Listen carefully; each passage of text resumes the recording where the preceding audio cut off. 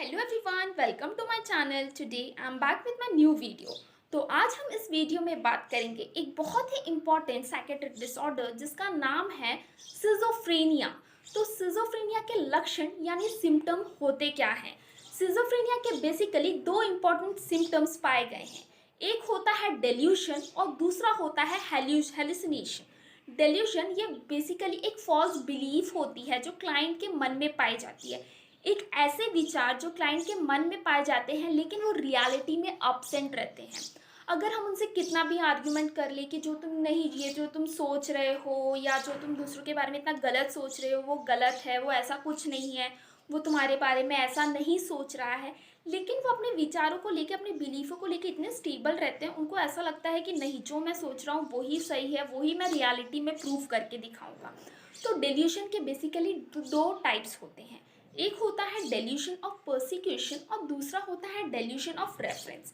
Dilution of persecution में patient को, client को ऐसा लगता है कि कोई मेरे खिलाफ है, मेरे मम्मी पापा मेरे खिलाफ हैं, वो मेरा कुछ बुरा सोच रहे हैं, मेरे पड़ोसी मेरे खिलाफ है, मैं जैसे बाहर जाता हूँ मेरे को गुस्से से देखते हैं, पुलिस वाले मेरे पीछे पड़े हैं, मुझे कहीं से भी चैन नहीं है।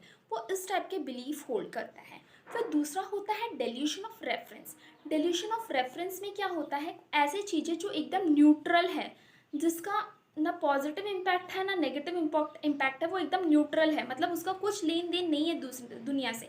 लेकिन पेशेंट को क्या लगता है कि नहीं, वो चीज़ मुझसे किसी ना किसी तरीके से रिलेटेड है। जैसे पेशेंट को ऐसा लगेगा अगर दो लोग कहीं बात कर रहे हैं तो क्लाइंट को क्या लगेगा, नहीं वो मेरे बारे में ही बात कर रहे हैं, वो मेरे तरफ देख के ही बात कर रहे हैं। अगर वो हंस भी रहे होंगे अपने में, बट क्लाइंट को ऐसा लगेगा कि नहीं, वो मुझे देख के ही हंस रहे होंगे, मुझे ही देख के क्या मैं कुछ ऑकवर्ड लग रहा हूँ क्या, बट क्या रियलिटी में ऐसा कुछ नहीं रहता। बस इनके अंदर शक, एक वहम रहता है कि लोग मेरे को देख रहे हैं, लोग मेरे बारे में ही बात कर रहे हैं। ये होता है डेल्यूजन ऑफ रेफरेंस में, मतलब इसमें एकदम न्यूट्रल रहता है। फिर अपना सेकेंड इंपॉर्टेंट सिम्टम्स जो सिजोफ्रेनिया का है वो होता है हेलुसिनेशन। हेलुसिनेशन में इम्पॉर्टेंट जो हेलुसिनेशन है जो सिजोफ्रेनिया में पाया गया है वो होता है ऑडिटरी हेलुसिनेशन।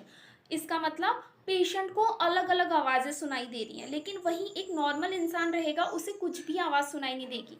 जब हम क्लाइंट को बोलेंगे तुम किससे बात कर रहे हो, वो बोलेगा तुमको दिख नहीं रहा मैं इससे बात कर रहा हूँ। फिर हम बोलेंगे नहीं, मुझे तो कुछ सुनाई नहीं दे रहा, तो वो बोलेगा अरे सुनो, तुम्हें भी सुनाई देगा। इस टाइप की आवाज़ें उन्हें सुनाई देती हैं। कई कई बार क्या होता है, पेशेंट बताते नहीं हैं कि उनको किसी टाइप की आवाज़ें सुनाई दे रही है, वो उनके बिहेवियर से हम पहचान लेते हैं। वो अपने में बड़बड़ाते हैं तो हम बोलते हैं तुम किससे बड़बड़ा रहे हो, तो फिर वो बोलते हैं अरे मैं बात कर रहा हूँ, तुम्हें नहीं पता क्या, तुम्हें नहीं सुनाई दे रहा क्या, तुम मुझसे किस टाइप के क्वेश्चन कर रहे हो। इस टाइप का उनको ऑडिटरी हेलुसिनेशन रहता है। कई बार विजुअल हेलुसिनेशन भी होता है, मतलब वो बोलते हैं मुझे ये दिख रहा है, मुझे मेरे पूर्वज दिख रहे हैं मेरे सामने। फिर हम बोलते हैं यार मुझे तो कोई नहीं दिख रहा, तुम्हें कौन सा दिख रहा है, बोलते हैं अरे यार देखो। इट मीन्स कि उनको किसी स्टिमुलाई के अब्सेंस होने पर भी उनको उनका प्रेजेंस दिख रहा है कि नहीं वो चीज़ है। वो इस टाइप के सिम्टम्स ये क्लाइंट महसूस करते हैं। अब डेल्यूशन और हेलुसिनेशन के अलावा एक इम्पॉर्टेंट सिम्टम जो इसमें सिजोफ्रेनिया में पाया गया है वो होता है नेगेटिव सिम्टम्स। आखिर नेगेटिव सिम्टम्स ऐसे क्या होते हैं? अब नेगेटिव सिम्टम्स का मतलब क्या होता है? इसका मतलब ये होता है कि कुछ ऐसी एक्टिविटीज़ जो क्लाइंट पहले बहुत अच्छे से करता था, उसको वो चीज़ करने में बहुत खुशी मिलती थी, वो एकदम इंजॉयमेंट के साथ करता था, अब वो चीज़ बिल्कुल नहीं करता है। अब वो बस खाता है और सोता है। तो अभी नेगेटिव सिम्टम्स में भी दो दो हैं। एक होता है एवोल्यूशन और दूसरा होता है एनाटोनिया। एवोल्यूशन में क्या होता है, वो किसी भी मीनिंगफुल एक्टिविटी को नहीं करना चाहता। जैसे पहले वो फैमिली के साथ घूमने जाता था, या पहले वो अपनी स्टडीज़ टाइम पे करता था, वो अपने जॉब पे टाइम पे जाता था, अपनी फाइनेंशियल कंडीशन फैमिली की अच्छे से होल्ड करता था। अब वो कुछ भी नहीं कर रहा, अब वो बस खाता है, सोता है और किसी से बात भी नहीं करना चाहता। फिर दूसरा होता है एनाटोनिया। एनाटोनिया में क्या होता है, पेशेंट वही एक्टिविटीज़ को पहले बहुत इंटरेस्ट, बहुत इंजॉयमेंट के साथ करता था, उसे वो चीज़ करने में बहुत खुशी मिलती थी, बट अब उसे वो चीज़ करने में बिल्कुल खुशी नहीं मिलती। जैसे पहले वो बहुत अच्छे से गाने सुनता था जब उसको टेंशन आता था, पहले वो क्रिकेट अच्छे से खेलता था, अपने फैमिली के साथ अच्छा गुड टाइम स्पेंड करता था। अब वो किसी चीज़ के साथ इंकल्केट नहीं हो रहा, मतलब उसको अपनी लाइफ बहुत बोरिंग लगने लगी। वो किसी भी चीज़ में इंटरेस्ट नहीं ले रहा है, उसको घर से बाहर निकलना नहीं पसंद, अगर उसको बोलेगा कि फैमिली के साथ टाइम स्पेंड करो, उसको वो भी नहीं पसंद। तो अगर हम में से किसी में भी ये सिम्टम्स दिखाई दे रहे हैं, हमको लगता है कि नहीं ये जो मैंने बताया ये सिम्टम्स हाँ मेरे फ्रेंड्स में है, इसमें है, तो हमें उनको कंसल्ट करना चाहिए। उन्हें कुछ समय के लिए बुरा लगेगा कि हाँ ये मेरे बारे में ऐसा कैसे बोल सकता है, बट उन्हें अच्छे से समझाना कि नहीं यार ये जो तुम कर रहे हो, मुझे ना इसमें तुमको ऐसा लग रहा है कि तुम काफ़ी डिस्टर्ब चल रहे हो, क्या अपन कुछ करते हैं, अपन साइकेट्रिस्ट या काउंसलर के पास जाएँ क्या। अगर आप उनको अगर डायरेक्टली बोलोगे यार मेरे को ना तेरे सिम्टम्स अच्छे नहीं दिख रहे, तेरे को शायद ये सिज़ोफ्रेनिया की बीमारी है, तो उस टाइम पे क्या होगा, क्लाइंट को बुरा लगेगा, वो आपके साथ आर्ग्यूमेंट करने की कंडीशन में आ जाएगा।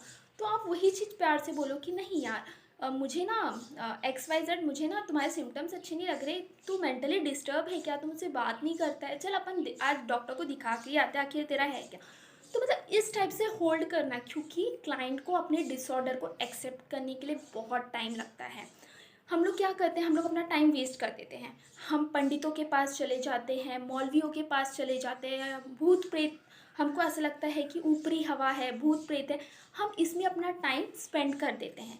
तब तक क्या होता है, फिर अगर हमको उसमें भी इम्प्रूवमेंट नहीं दिखी, फिर हमको लास्ट सॉल्यूशन क्या लगता है कि हम एक बार डॉक्टर को दिखा देते हैं। लेकिन जब हम वहाँ जाते हैं तो हमारी जो डिसऑर्डर है वो बहुत सीरियस स्टेज पे चली जाती है, वो हमारे अंडर में मैनेजेबल नहीं रहती।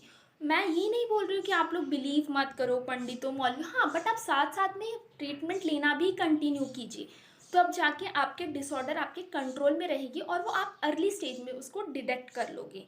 अब ये सिजोफ्रेनिया बीमारी होती कैसी है, इसके बेसिकली टू फैक्टर्स हैं, एक होता है जेनेटिक इन्फ्लुएंसेस और दूसरा होता है इन्वायरमेंटल इन्फ्लुएंसेस।